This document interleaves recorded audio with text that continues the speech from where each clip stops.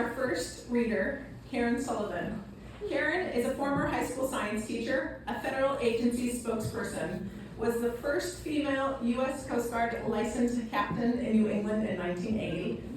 Studying oceanography and marine biology in grad school, she taught aboard boats she ran, marine biology, ranging from an engineless, which is kind of a big deal, 66-foot Chesapeake Bay bug-eye schooner to a 99-foot Rhodes Ketch, to her 55-foot Stacel schooner from New England to the Caribbean. In 2001, she sailed her Dana 24 from Puget Sound to Prince William Sound, and between 2002 and 2005, she was part of the Seabird research team in the Aleutians aboard a 137-foot research ship. From 2011 to 2013, she and her husband Jim sailed the Sockdolager, their Dana 24, from PT to New Zealand via Mexico and Polynesia. Let's give Karen a warm applause.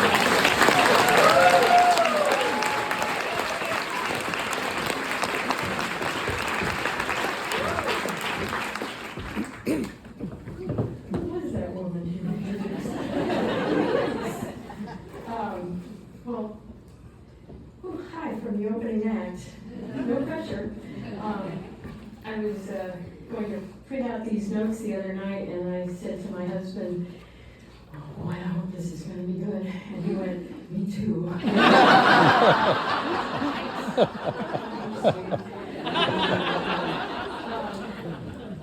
So in 1980, I left my job teaching high school science in Connecticut, and I became, as Kelly said, one of the first female captains in New England.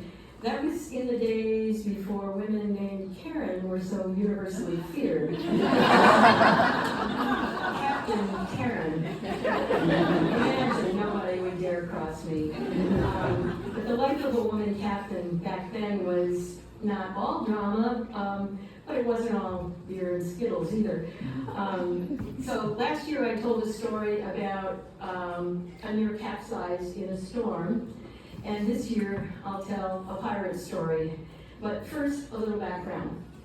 The Coast Guard guys who administered the exam for my 100-ton license told me they'd never heard of a woman taking the test before.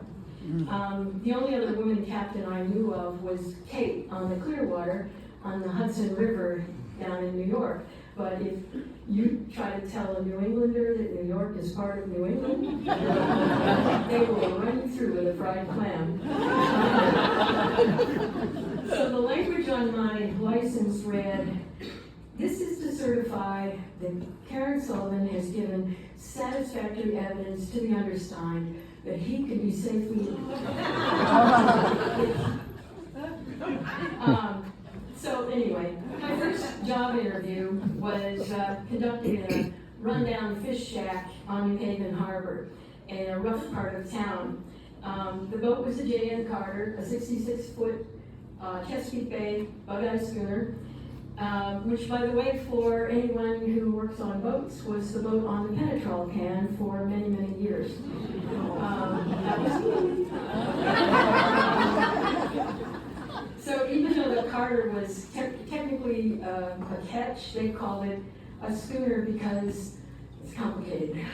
Basically, the name of the education and research nonprofit that owned it was called Schooner Incorporated, which has a better ring to it than Ketch Inc. So the job was to take out 25 passengers per day and teach oceanography, marine biology, sailing, and navigation. And we would do this by towing plankton nets and setting and retrieving an otter trawl under sail. Our otter trawl was this big weighted net with a mouth that was 28 feet wide. It was huge. I don't know why we had such a big one, but anyway, we set it under sail, and then we'd sort the catch into bins, and we'd identify everything and throw them all back except for the occasional flounder that required dissection with drawn butter. Jan Carter's big wide open decks made her really the perfect classroom. So I walk into this job interview where there's a dozen board members. They stood silhouetted in front of this big picture window, and they had their arms crossed and they looked like this big craggy mastiff that looked like the White Cliffs of Dover. The only other place to stand was in front of the open bathroom door. So what they saw behind over my shoulder was the toilet. So one of the men stepped forward and he started lecturing the room about how women weren't competent to run ships. And then he turned to me as if I had offended him and he shouted, "You are a woman!" And I mean, he said the word woman like you might say colonoscopy. And he kept going. "Women are not competent, and I, for one, am voting against you." So, not making this up. Right about then, literally, the office guard dog, a goofy Doberman, walked behind me into the bathroom and started drinking out of the toilet. I'm sure you can imagine a dog with a tongue the size of a shovel slumping water out of the toilet. I stood my ground. If a Tyrannosaurus Rex had charged out of there, I would not have moved. So Mr. Pestilence stepped back, and a kindly older man stepped forward, and he said, "Being a woman as you are, how are you going to get people to follow orders?" And I said, "Pretty much the same as a man would." Mr. Pestilence didn't like that. So he stepped forward again. "How are you going to horse that boat around a corner in a blow?" he said, and he's pointing at it like he's the Grim Reaper. And it was looking awfully big at this point, and so I said, "If I get the boat into a situation where she needs to be horsed around a corner, it'll be my fault because I didn't use my head, which is the most important piece of sailing equipment there is." So the board outvoted Mr. Pestilence, and they hired me, but he was not a happy camper. In unrelated news, about 10 fishermen with whom I shared the dock, the pier, completely ignored me because, but I don't know why, they were kind and they just didn't know what to do with a woman captain. They were flummoxed. So, but then I could also hear harbor pilots on the radio making jokes about women drivers. And so, remember, this was, almost 45 years ago. And women driver jokes were very common back then. So I made a couple of professional sounding calls to incoming tankers saying I'd keep out of their way, and it stopped the shtick. So fast forward to several weeks later. It's a nice day. We were out on the water doing our teaching and sailing, and now I've got a day sail mutineer award. Every word of this is true. There is no exaggeration. He was this big, strapping, good-looking young crew member, about 19 years old, and he was well over 6 feet tall, and the son of a friend of a board member. Guess which one? Anyway, he wore a pirate scarf over his head, another one around his neck, loose trousers rolled up to the knee, he went barefoot, and he swore like a pirate.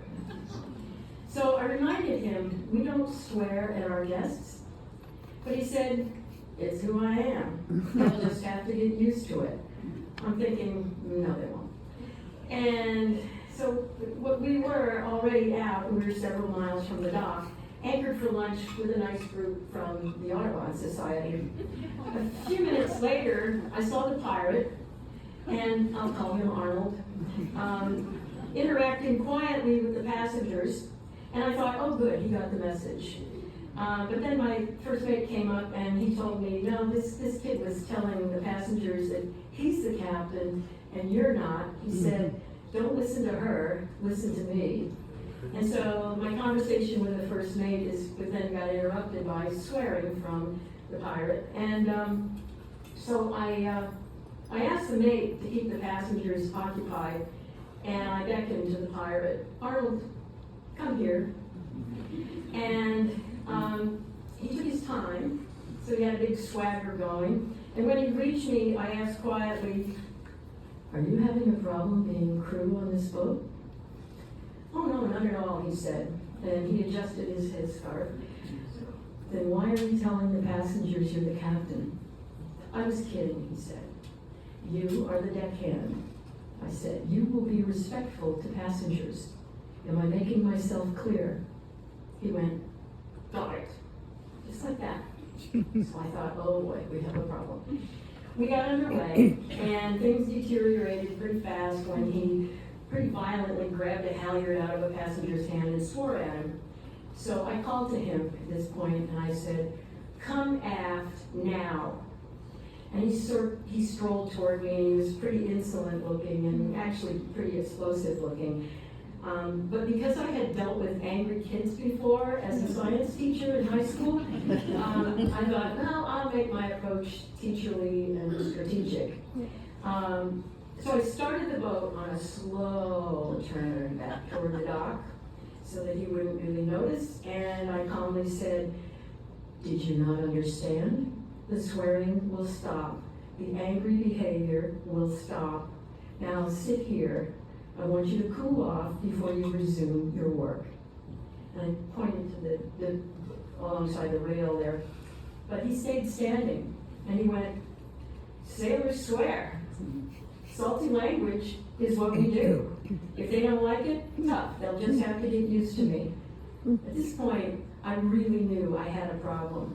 He was really challenging me, and you can see how tall I am.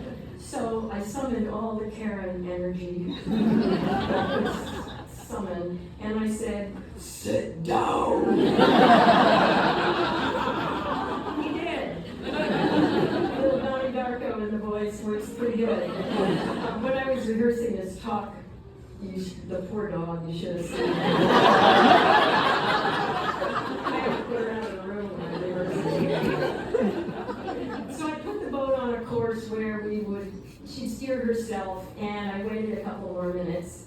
Then I told him that I want to go, and I saw some shape up on the headstay, and I just want to check that. So stay right where you are. The boat doesn't need steering. Just watch to make sure everything's okay. So I was taking a chance that he wouldn't grab the helm. Yeah. But if he had, the worst that could happen would he'd run us aground on a mud bank. So I didn't want to have a passenger steer because I didn't want to diminish Arnold's status, and I didn't want to have a passenger near him that he could argue with. So I was pretty sure he wasn't armed, and I wasn't escalating the situation. That was the strategy. The idea was to keep things calm. If he tried something stupid, then I would call the Coast Guard and have him arrested.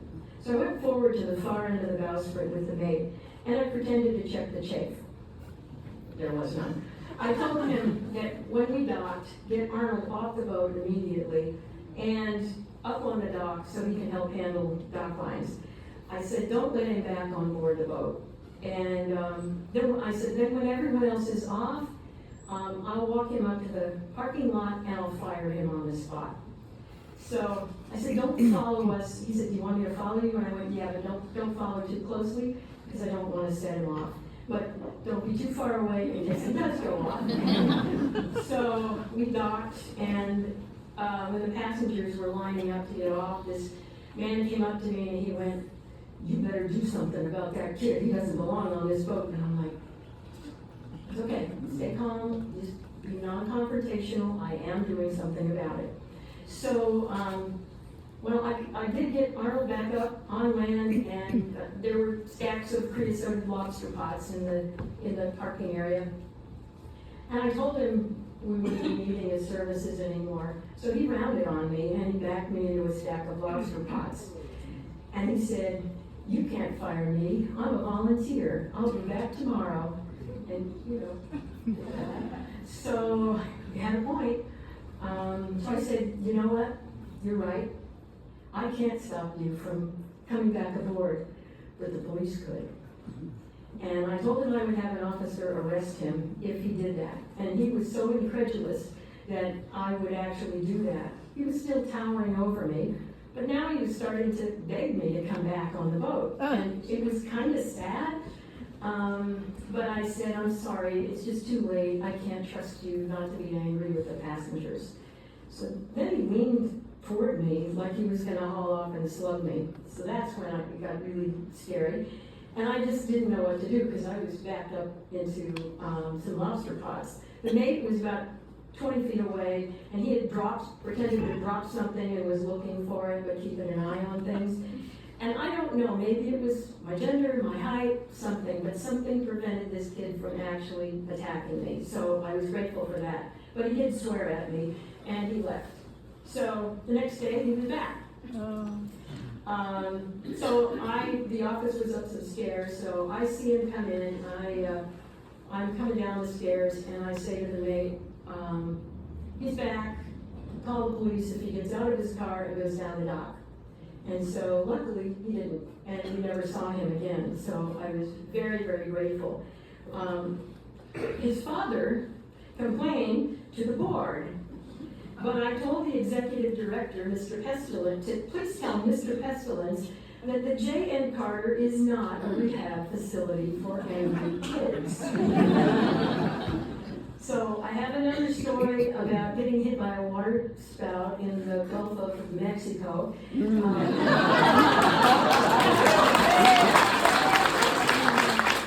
Again with a group from the Audubon Society. I don't know what it is with them, but that's going to have to wait for another time, because so by request, I'm going to finish with this story. So you remember I mentioned the fishermen who wouldn't give me the time of day because they didn't know how to react to a woman captain. Some weeks later, I had a new deckhand, the coolest kid, delightful 14-year-old kid, son of a friend who was a tanker captain. The weather was perfect. It was a light southwest summer breeze. The boat full of happy bird watchers. Yeah, them again. And the fishermen were still ignoring me. And so on the way back to the dock, I said to the mate and the deckhand, let's back her into the dock under sail. And so the J.N. Carter could sail backwards like you would not believe. That's another story. So we told the passengers what we were going to do and why, and they loved it. So we sailed right past our dock, which was unusual because that got the fishermen's attention because there were shoals right up there. And I rounded up just before the shallows, and I pointed the Carter's bow into the wind, and I got her in irons, sails doing this, and we started sailing straight backwards, just very nice. And I said to the mate and the deckhand, let's look casual like we do this all the time. Hand signals.